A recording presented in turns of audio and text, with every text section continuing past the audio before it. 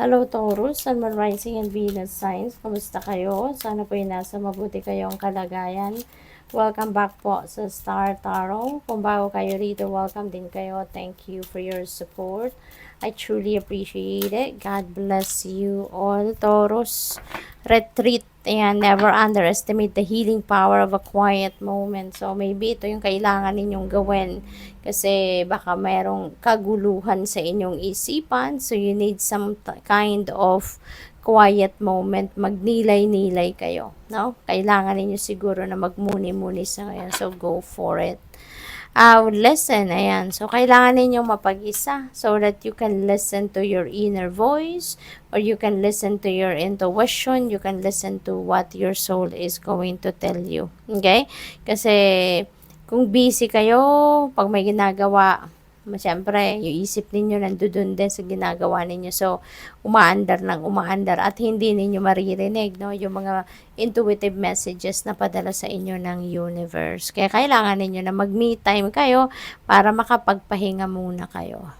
A move, ayan. So, maybe ang iba sa inyo is going to physically move, diba? Baka kayo ay maraming errands na kailangang atendahan, baka marami kayong kailangang gawin, baka mag-aano kayo, baka may movement, no, relocation, mga ganun. Baka kayo ay may pupuntahan, baka kayo ay maglilipat ng bahay, trabaho, employer, opisina, 'di ba? Yung mga ganon. So there's a lot of movement na maaring magaganap rito for some of you.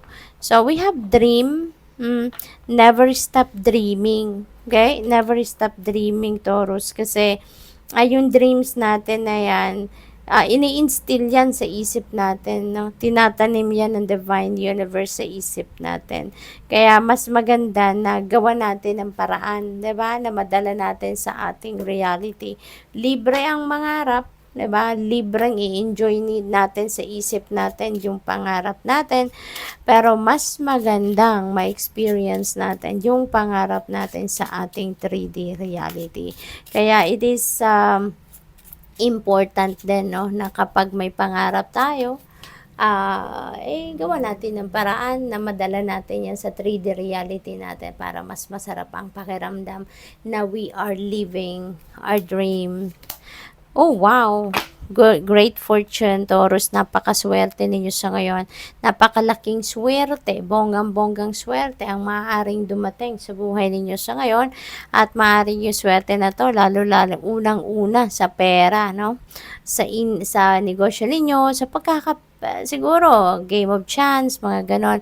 Baka siswertehin kayo doon. At saka, kung anong pinanggagalingan, no, ng inyong pera, pwedeng swertehin kayo. At hindi lang yan, ano, since this is great fortune, pwedeng patiran sa iba't ibang parte ng buhay ninyo, ay siswertehin kayo, no? So, we have thoughts, maaring isang babae ang iniisip ninyo, Taurus. That could be anyone, baka asawa ninyo, girlfriend ninyo, nililigawan ninyo, magulang ninyo to, mom ninyo, kapatid. That could be anyone na iniisip ninyo, no? False person. Mag-iingat kayo kasi meron din mga sinungaling dito sa paligid ninyo. Maaring meron din dito mga manloloko, mambubudol, no? Nagpo-project na trustworthy, nagpo-project na legit siguro yung tinatransaction niya sa'yo, pero mag-iingat kayo, no? Pakinggan ninyo yung inyong intuition kasi gagabayan kayo nito kung ang kausap ninyo there's something wrong with that person or kung ano man, no? Kaya ingat kayo dyan sa mga nakakausap ninyo. Huwag kayong magbibigay ng mga importanteng impormasyon, okay? Huwag kayong basta-bastang magtitiwala agad. May travel kayo, Taurus, maaaring malayo ang travel na to. This could be a long distance travel, no? Pwedeng may distansya ang pupuntahan ninyo rito. Kaya good luck sa'yo, okay? What else? We have gift, may regalo, matatanggap, pwedeng pera, pwedeng material na bagay, pwedeng kayamanan, napakakinang, 'di ba, ng box. So this could be something precious, no? na matatanggap ninyo. Pwede rin na kayo yung magbibigay, no? Baka kayo ang may bibigyan ng isang precious gift. Pero pwede rin na kayo ang matatanggap. So, kung hindi man ito material na bagay, hindi man ito pera, hindi man ito alahas, baka opportunity, baka isang golden opportunity ang dadating sa'yo, ang mai-offer sa'yo, no? At baka nandiyan yung swerte, 'di ba? Baka ito yung great fortune na sinasabi. We have change, meron pagbabagong magaganap, no? Unang-una, itong journey na to, 'di ba? So, travel. So, definitely magbabago kayo ng lugar, 'di ba? Na pwedeng pag-stayhan. So, pwede talagang iba sa inyo magra-relocate. Pwedeng magma-migrate na sa ibang bansa, magtitira na sa ibang bansa, pwedeng ganon. Pwede rin ang iba sa inyo maglilipat dito ng opisina, ng trabaho, no? Maglilipat ng bahay.